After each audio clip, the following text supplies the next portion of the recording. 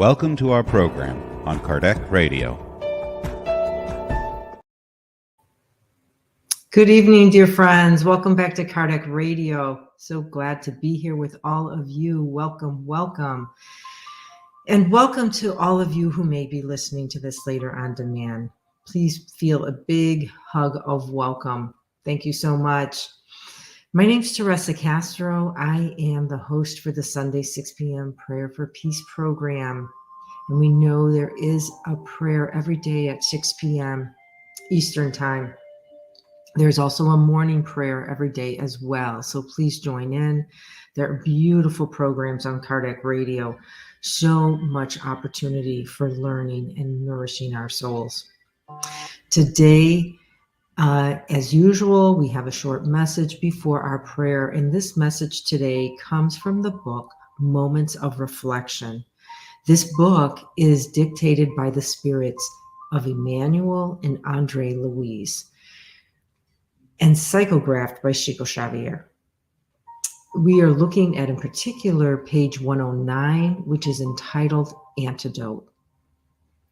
And here's what Andre and Emmanuel would like us to know. It is not easy to break old precepts of the world or to unravel our hearts in favor of those who hurt us. However, the best antidote against the toxins of aversion is our goodwill in favor of those who hate us or who still do not understand us. It's a very short message, but a mighty one. In fact, there are only 2 sentences in this message. It is not easy to break old precepts. Well, first, let's start off with the title, Antidote. And we know just from a plain old Google search, dictionary, that an antidote is a medicine taken or given to counteract a particular poison. Wow, it is rightly entitled. As he says, it's not easy to break old precepts. And what are precepts? Again, it's a general rule intended to regulate behavior or thought. So we can see this as conditionings.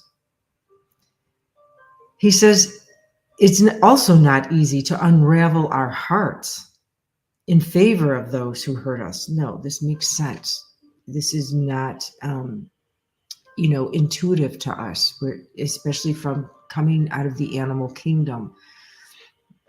Many times we can still be practicing or living from this eye for an eye, a tooth for a tooth. But he reminds us of the gospel because he says the best antidote, so the best medicine for that is our goodwill. And we know goodwill as benevolence. And this is one of the aspects of charity, is goodwill to all indiscriminately. So doesn't mean we hang out with them and have lunch. No. And nor does it require that we do that. Does it mean that we love them as much as we love our mother, our sister, our best friend? No.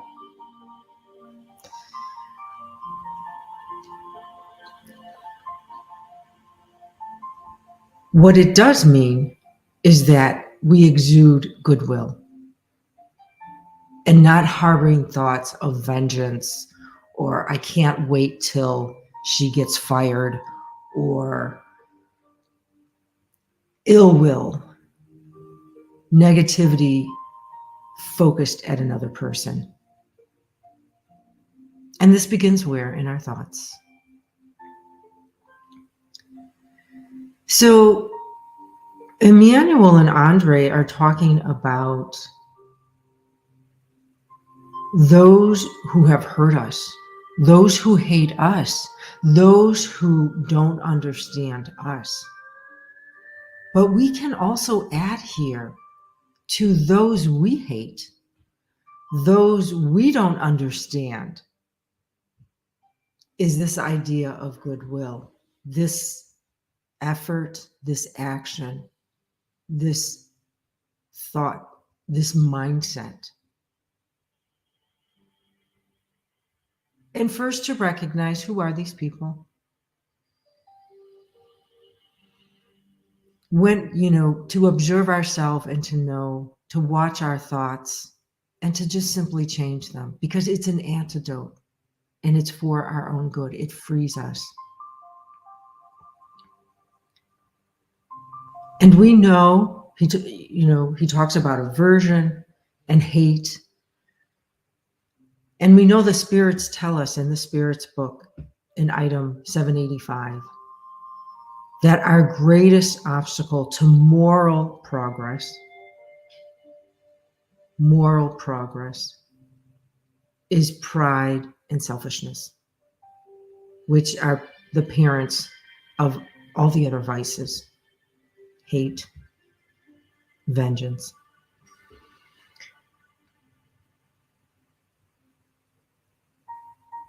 So again, the antidote is charity, because Kardec tells us in chapter 15 of the Gospel, according to Spiritism, that without charity there is no salvation, there is no freeing of ourselves. Jesus tells us if we have something against our brother, deal with it before going to the altar, because otherwise we will not get out of here. So we understand the aspects of charity as benevolence, goodwill towards all, forgiveness of ourselves first and foremost, and of others. And as we do that, we are able to be forgiven for the wrongs we have done. And indulgence, overlooking the shortcomings, the bad vices of others.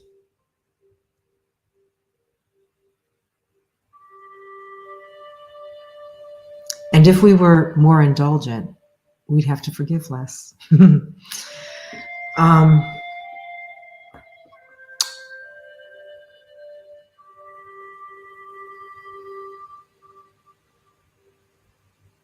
And we understand this goodwill to be indiscriminate. So it's not to that, my best friend or my co-workers necessarily, it may be co-workers, but it is that difficult person in our life as we regard as difficult. This is where the rubber hits the road. It's easy to forgive those we love and those who love us. But much more work of unraveling our hearts, the bitterness that we may hold in our hearts, this deep-rooted hate. And let's remember that these conditionings that we've been subjected to have really come from a place of helping us to evolve. At points we needed the eye for an eye, a tooth for a tooth for our own evolution. But Jesus, we are ready. Jesus came to, deliver this message to us because we are ready. We've been ready for quite a while. And now it requires effort on our part.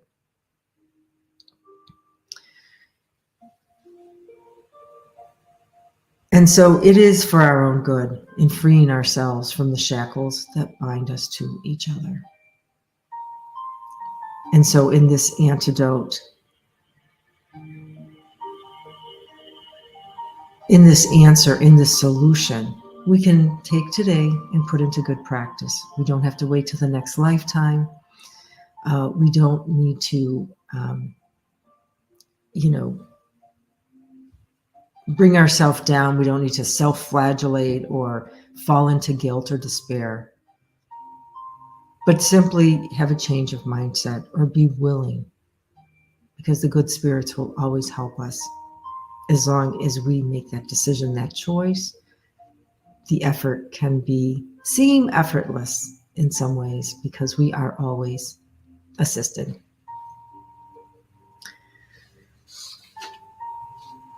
So I invite you now to join me in a prayer for peace.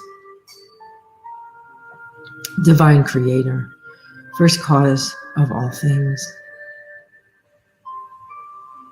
We arrive at this prayer, elevating our thoughts, opening our minds, and we pray that we may remain receptive to receiving new teachings, willing to let go of old conditionings, trusting that God's divine plan is perfect. Reassurance when we feel afraid of change, the unknown. Let us stand firm in our faith and our conviction that there is always good reason. And even in these times of hardships and chaos, let us look for the good intention from our brothers and sisters. Let us be able to see deep enough, look long enough to recognize the good intention behind every action, which maybe at first glance does not appear to be in any way connected with love.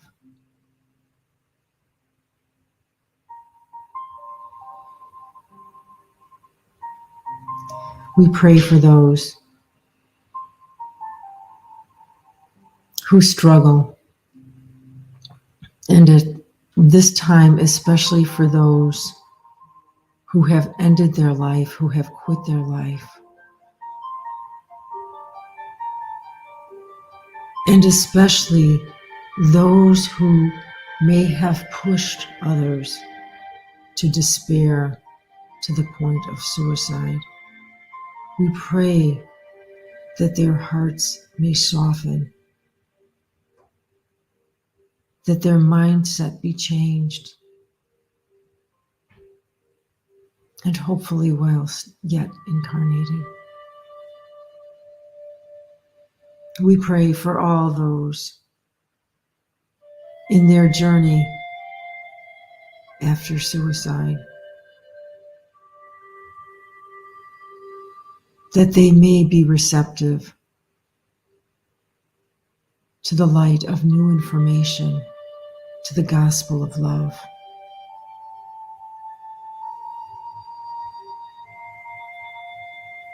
We pray for those who may be contemplating suicide, that they may more readily hear the voice of their mentors, their protecting spirits, and the good spirits on high, applying their will in choosing a different mindset. That gratitude may be felt strongly within their hearts, within their mental bodies. We pray for those who are left behind, that they may remain with a loving heart, a helpful heart, and recognizing prayer as a way to support the spirit, both ourselves and those of the suicide. And we end this prayer with gratitude for the sacred life we have been granted to assist us in helping to carry out those duties, those missions we have agreed to.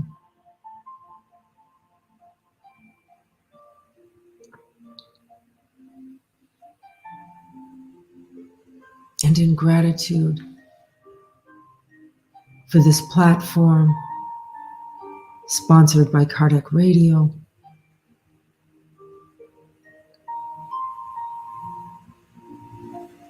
that we may continue in our efforts in disseminating the gospel of love.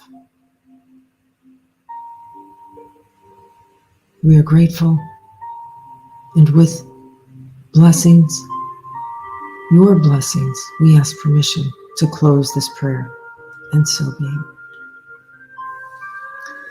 So it is, my friends. We now have the antidote. Let us go forward and drink of it. Thank you so much for joining me. And this antidote is called benevolence, goodwill towards all indiscriminately. Good times, bad times.